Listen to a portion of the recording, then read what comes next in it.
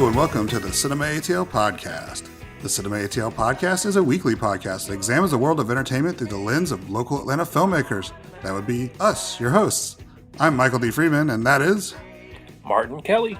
And this week it's time for us to go back to some industry news. We'll discuss what's shooting now as well as some other topics. But first, Martin, why don't you tell our listeners how they can help the podcast out?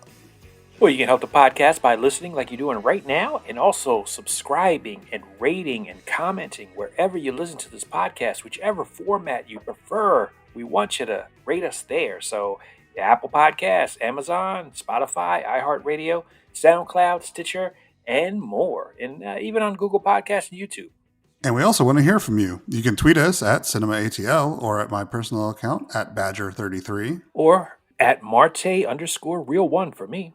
And then don't forget to check out our Instagram at Cinema ATL Podcast. And this week we're doing, well, actually this whole month we're doing a special movie madness thing that you get to vote on your favorite sports movies. And we're doing it bracket style, just like they do in the basketball tournament. Definitely.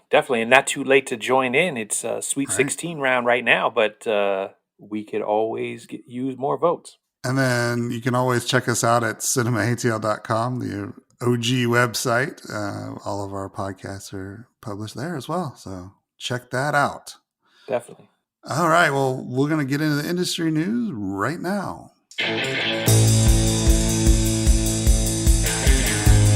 All right. So it's been a few months since we've done one of these. So let's recap for all the new listeners how this works. So all the new listeners, all of them. All of welcome.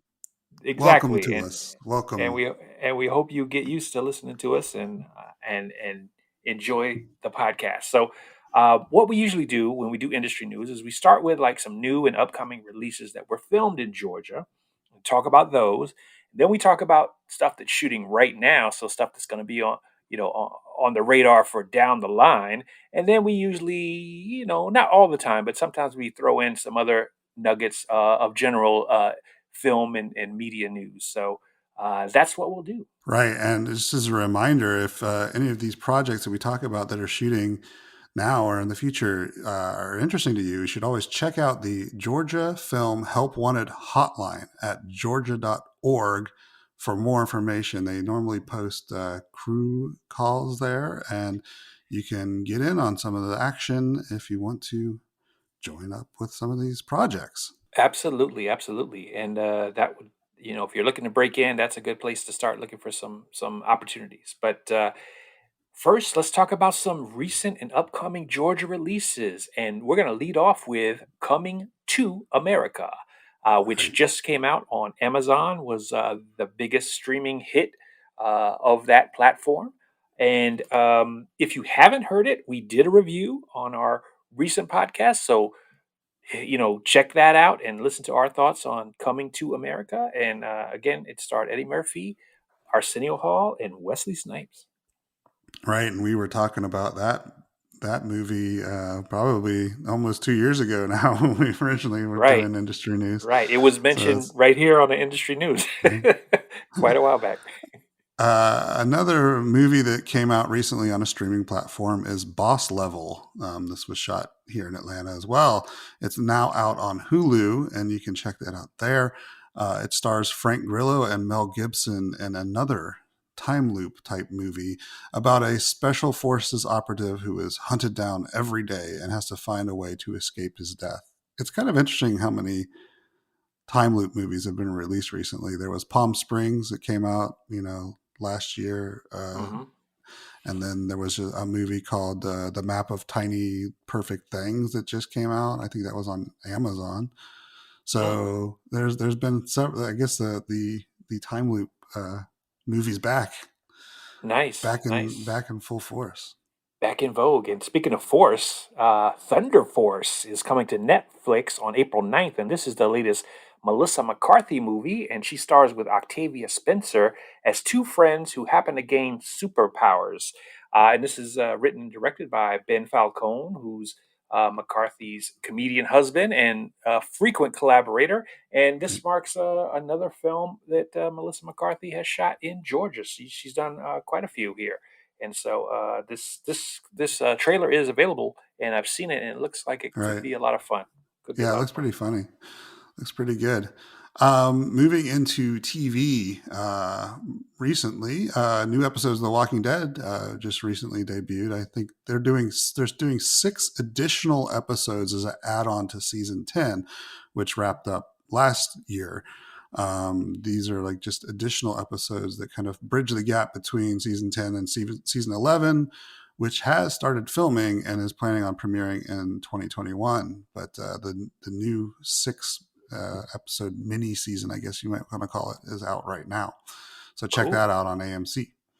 Yeah, it's been a while, Um, right? It's been a while since we had new Walking Dead. yeah, there was a break for a while. They had to delay the season finale of season 10, which is not really a finale anymore, but you know, with these 6 new episodes. But they had to delay that, and that premiered a couple months ago. I think they did that, and then now they have these 6 episodes. So they're tiding us over until season 11 comes. So Right, don't have too right. too much longer to wait, though. Honestly, on that, it's coming in this summer, and it's actually the final season of The Walking Dead. I don't know if people heard that announcement or not, but it's going to Wow. be Yeah, the that's news final. to me. I did not realize that. I figured it was Yeah. close. Figured it was close, but I did not know this is actually the final season. Well, the Walking Dead series has always kind of closely mirrored the comics, and the comics series is over, but they do have spin-offs, and they're planning on more spin-offs.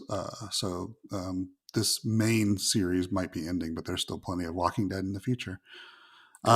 And then another TV show that is coming out tomorrow is actually The Falcon and the Winter Soldier on Disney Plus. This is, of course, the Marvel series. It's the Marvel's follow up to the success of WandaVision, which was also filmed in Atlanta and got really good reviews and a lot of rave. Rabid following. So Definitely. we'll Yeah, definitely. we'll see if Falcon and the Winter Soldier matches up. But that starts tomorrow on Disney Plus, and will be releasing every Friday, just like they do with their big shows. Yeah, they're on a streak. They're having they're really timing their series pretty well to not have any sort of downtime. Right, They went right. they went right from Mandalorian to WandaVision to now Falcon and Winter Soldier. Well, speaking of, we're going to move into what's in production now. And the first thing that we have is another Marvel Disney Plus show, and it's She Hulk. It's set to start filming, well, actually, start production in July.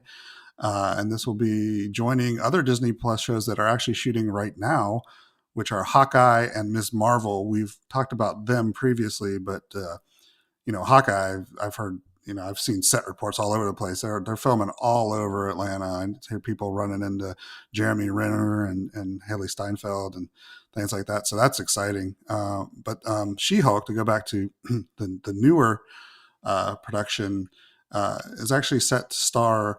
I'm going to mess up her name, but Tatiana Maslany. She Maslany, yeah. might know her from Orphan Black.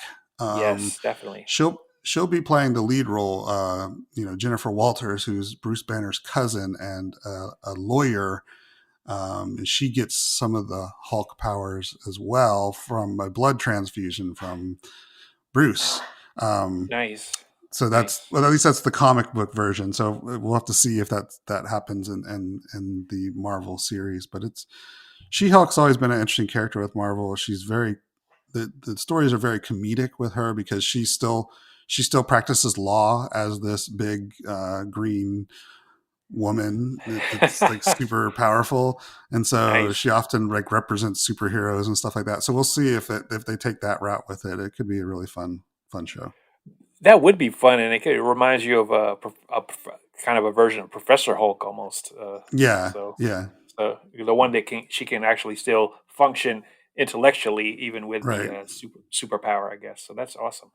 right. Well, switching gears from Marvel, and by the way, I love Tatiana Maslany from Orphan Black, so I'm really excited for that show just based on her because she's fantastic actually.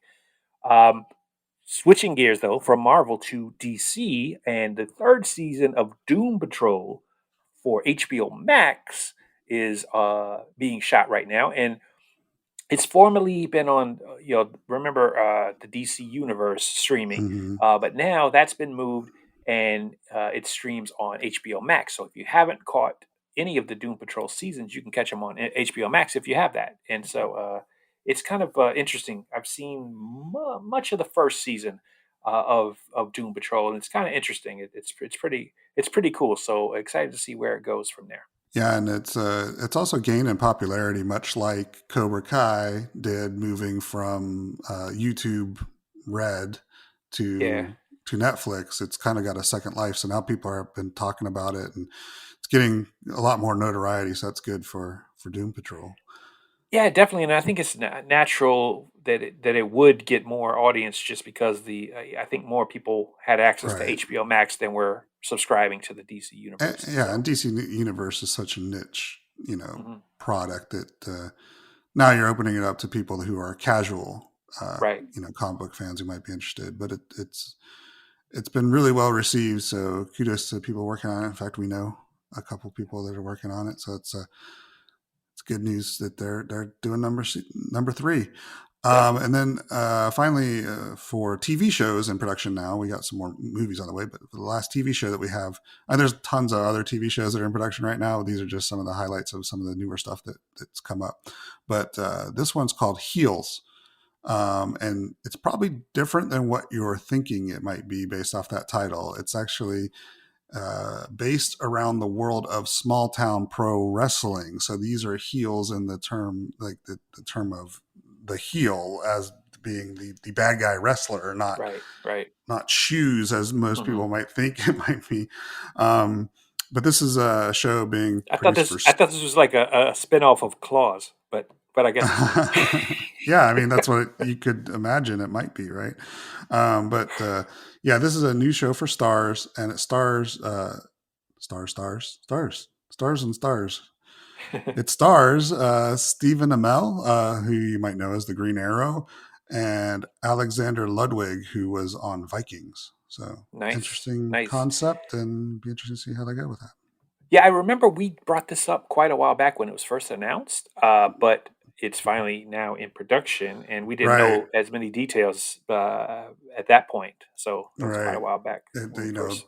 With COVID and everything, it's probably Hmm. been delayed. And we originally a year ago, we were talking about it, maybe, but Definitely, now it's here. definitely. Yeah. So now let's talk about some movies. So some movies in production.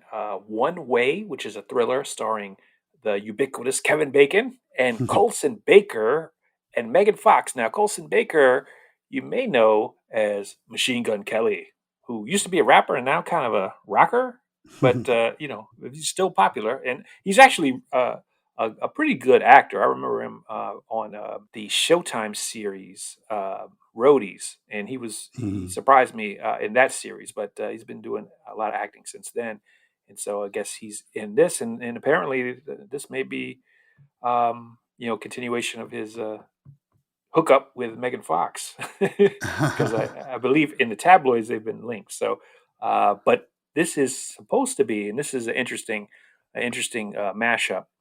It's Good Time meets The French Connection. Not Good Times, Yeah, Good yeah. Time, Good time. which which was an indie thriller. The Safdie brothers The film, Safdie not the brothers. Yeah, not exactly. Gritty thriller, not Good Times, but meets The French Connection. So Freddie's a petty criminal, but he's on the run with a bag of cash, but he's way over his head with a bullet in his guts, and he's running out of time fast. That's the log line. But so that sounds like a pretty good cast, though. Kevin Bacon's always pretty yeah. solid, so sounds interesting. Next up, we have a film called The In Between, and this is a supernatural romantic film. The basic premise is that after surviving a car accident that took the life of her boyfriend, this girl believes that he's attempting to reconnect with her from the afterworld. It stars Joey King, who you might know from The Kissing Booth, the popular Netflix rom coms, and then Kyle Allen from the aforementioned Map of Tiny Perfect Things, which is another rom com that was a time loop rom com. But Yeah, so this looks like they're squarely pegging the young adult rom com audience. So we'll see where they go with it. Cool, cool. Next is The Agent Game, which is an indie film. It's a spy thriller. It stars Delma, Del, blah, blah, ugh, Dermot Mulroney, Catherine That's okay, McNamara. Martin. There was a typo in the notes there, so that was not Martin's fault. It was actually Dermot. Dermot Mulroney, Catherine McNamara, Reese Corio, and I don't know if I got that one right at all, but because I know his name, but I don't know how to pronounce it. Annie uh, Alonza. Oh, that one you got me on too. And Mel Gibson, who of course featured in Boss Level as well. So Right. he's probably roaming Georgia, uh, which may be pretty scary. But I gave this this one to you, Martin, though, because I couldn't pronounce the names either. So I was like, well, I'll let Martin do It's this okay. one. I'll butcher the names, and I'm sorry, folks, for doing that. I just hadn't heard of Annie before. I've seen Reese before, but I still never got how to pronounce his last name. But it's set in the murky world of CIA rendition, though, and it's starts when a political shift in Washington turns his allies into enemies. Mulroney finds himself as a scapegoat for a detainee's murder, and he's got to run from a team of operatives who are set to bring him in. So, sounds like a pretty intense thriller, but a pretty good cast, all things considered. Even though I can't say their names, but that one is shooting right now. Also, a film called Gasoline Alley, which is a murder mystery, and it stars Bruce Willis, uh, Devon Sawa, and it's shooting in Tifton, and it also stars one of my favorites, Luke Wilson. So I've got my eye on this one because I'm a big Luke Wilson fan, and I think he's underrated if you take the scope of his career. But in Owen Wilson, of course, I like too. But that's pretty exciting, and Tifton, I'm sure, is pretty excited to have big stars like Bruce Willis in town shooting this. So that does it for all the stuff that's in production now. So we're going to move on and talk about some just other things that are going on within Atlanta and otherwise out there in the world of entertainment. First up is Atlanta Film Festival. They announced their lineup this past week. If you don't know, the Atlanta Film Festival will be running from April 22nd through May 2nd. There's 25 feature length films, 119 short films, and 26 creative media projects that they will be presenting at this edition of the festival. And there were a record breaking 9,400 combined films and screenplays submitted to the 2021 festival, which we discussed with Christopher Escobar in a previous podcast. So if you want to go back and listen to that, he Right, talks a lot about how they prepped for this festival and how things are going to be different this year with regards to COVID might be loosening up by then, but there's also new opportunities to present, virtually as well. So there's some interesting things I think they're going to be doing with the festival. You can follow them online to learn more about what's going to happen as they lead up to that. And I also believe festival passes are actually on sale right now, so you can get them at a discount. So I would check them right, out definitely. now if you are interested in attending. Definitely, definitely. So that's exciting. I can't wait um, to see how that goes, and you'll see all the films associated with this year's lineup. So that's cool, and I think you're right. I think that the loosening might not quite be in time for it to be back to its normal status, but it's on the road. So I think that's good news. That's good news. So next, let's talk a little bit about Oscar nominations. We're not going to go into a lot of detail. I just want to bring up just a couple of nominations because, truthfully, Mike, you and I haven't seen as many as we would have liked to have seen of the nominated films and performances, but Right. we have seen a few of them. And then And just I'm gonna watch more of them before the actual Oscars definitely, Oscar yeah, awards actual awards show actually premiere. So I expect us to talk a little bit more about these in a podcast later in the future. But for now, Definitely, we're just going to definitely. touch on some stuff that was interesting. Couple of things I wanted to really sort of highlight as great things is in the in the best actor category, we've got the first Muslim nominee in Riz Ahmed, which is Right. fantastic, and he's a great actor. So I that's one that I've been itching to see is that Sound of Metal, and it looks great just from what I've seen of it. But I can't wait to see his performance because he's certainly well deserving of recognition. And then also speaking of Walking Dead, Stephen Ewan Mm-hmm. is Right. nominated for Minari, and that is the first Asian male to be nominated in the lead acting performance, and so that's history as well. So that's fantastic news.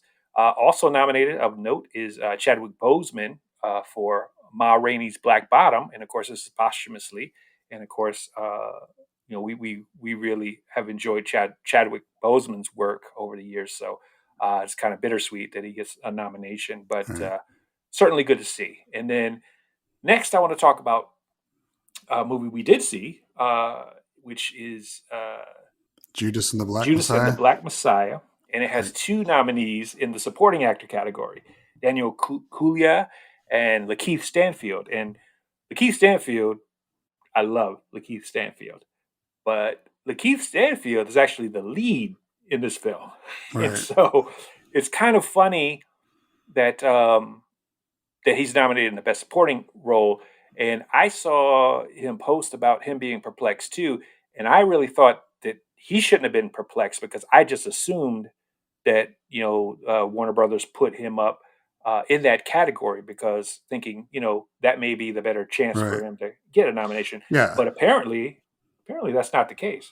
Yeah, well, that does happen quite often. Is that they try to, the studios try to find where they will best have a chance to win, so they'll like try to sneak somebody into a different category. Sure, It sure. kind of happened a couple of years ago with the Golden Globes, not the Oscars, but with Matt Damon winning Best Actor in a Comedy when Right. for The Martian, which is not a comedy, but Right. uh, but no, in this case, though, Warner Brothers claims that they submitted him and they campaigned for him as lead actor, and somehow he still got nominated in the supporting role. Now, there's a lot of theories going around, but nobody really knows the truth because the way the Oscar nominations work is kind of shrouded in a little bit of mystery. Because I believe that they can slot people into the different awards based on what they feel like is appropriate because and that maybe the acting part of the guild, because they have nominations in both categories, they combine them and then push them into a supporting role. That Right. I mean that could have happened, but nobody really knows why, and so it's kind of weird. It But it yeah. it is, like I said, I'm thrilled that they're both nominated because they both were Well, yeah. fantastic. If it were up to my druthers, Lakeith would have been nominated in the lead category. Right. And even on that note, I think, and I don't know for sure, but I think Chadwick may have been more appropriate for a supporting role, Right. in the film that he's in. But Right. again, I'm happy because Lakeith Stanfield is fantastic. So Oh yeah, he definitely it's deserves a nomination, whether whatever right. category it is. Right. Somebody pointed out though, it's like if they're both supporting, then who's the lead in that movie? No, Like, right, right, exactly. and that was the other thing. It's Jesse like Jesse maybe, Plemons, maybe. yeah, like he's definitely not the lead. But like, yeah, it's like maybe what some people are also saying was that maybe they felt it was more an ensemble piece, kind of like Sure, the trial of the Chicago Seven, sure, where pretty much everybody would have been a supporting character in that one. right. There really is no lead in this one, but in that one, but in this one, definitely, I think Lakeith Stanfield is the lead of that movie. So I don't Definitely. I understand how you stick him in supporting category. No, I But then agree. he I might not have agree. gotten a nomination if he was in the lead Exactly. He may category. not So have. So it's a blessing that he's nominated. And it's great that he's nominated in any capacity. But I do think it's right, really weird. But I think your scenario is actually kind of plausible. Is that maybe they did sort of give give it credit for being an ensemble, just because Daniel's role, though supporting, is really It's still substantial. a So substantial piece. Yeah. exactly. So maybe they treated it as both of them supporting each other, no real lead. But that's plausible. But again, it's kind of weird. The one other thing, and I know we're gonna save our more discussion on Oscar nominees for a later podcast, and I'm all up for that. Is the fact that there's two Asians nominated in Best Director category, which Right. is again fantastic. So and also two women And two are women. nominated. Yeah, Yeah. So which is I think there's only been 5 in Oscar right, history even and now nominated. there's So now there's two in there's one 2 in year, 1 year. Yeah. and then there's two Asian directors nominated in 1 year, Right. which is fantastic too. So that's Lee Isaac. Uh, no, sorry, Isaac Lee Chung, right? And then also Chloe Zhao, Yeah. Who won the Golden Globe. the Golden Globe, So, right? yeah. Right. So Um, I think she may be the front runner, and Nomadland may right. be the front runner just because it's been collecting a lot of awards. But Right. I haven't don't know. seen it. Right. But like a lot of things on here, one of the interesting quirks in this awards too is that I thought the original score category was interesting because Trent Reznor and Atticus Ross were nominated for 2 different films. Right. Right. So they're going against themselves. So you don't really see that often, especially in that No. type of category. Yeah. Um, Definitely. Definitely. so that's interesting. It But is. yeah, like we said, unfortunately, I haven't seen enough films to really comment on them fully right now. But I think we're planning on having our podcast before the Oscar ceremony and talk about who we think is deserving, and we'll watch more before then. Hopefully, all of the at least the big categories. Right. Right. Definitely. So, But yeah, so I thought it was worth mentioning those because those came out this week. And especially that supporting actor thing, because that's always yeah, sort of that was bizarre. a weird thing. But again, some great surprises. Some of the things we have seen and they were nominated, which I think is certainly deserving. But we'll have to see because you and I have got a lot of movies to catch up on. Right. All right. Well, that does it for this edition of the industry news. Hopefully, we covered some good stuff that you might be excited about coming out in the future, or it's out right now, or coming out tomorrow. If you're a big fan of Falcon and the Winter Soldier, look for that. But anyways, we'll remind you again to please check out the Instagram at Cinema ATL Podcast. Participate in our movie madness. You can vote in the Instagram stories. It's real easy, and all you gotta do is follow us and have a little fun with it. And then, of course, like we said, please share and rate, and let your friends know about this podcast if you're listening to it and you think they'd enjoy it. Let them know. Yes, definitely. And then also thanking Eureka Failure. As we do every week, because they provide us with music that's terrific. And you should check them out at eurekafailure.bandcamp.com and download some of their tracks, and you can hear them more fully there. And then that really wraps it up for this week. Martin, what are your final last words? Stay safe, stay upbeat, and just do whatever you can to be positive. Do what you do, man. Just do what you do. All right. Well, appreciate it, everybody. Please come back next time, and we'll see you again on the Cinema ATL Podcast.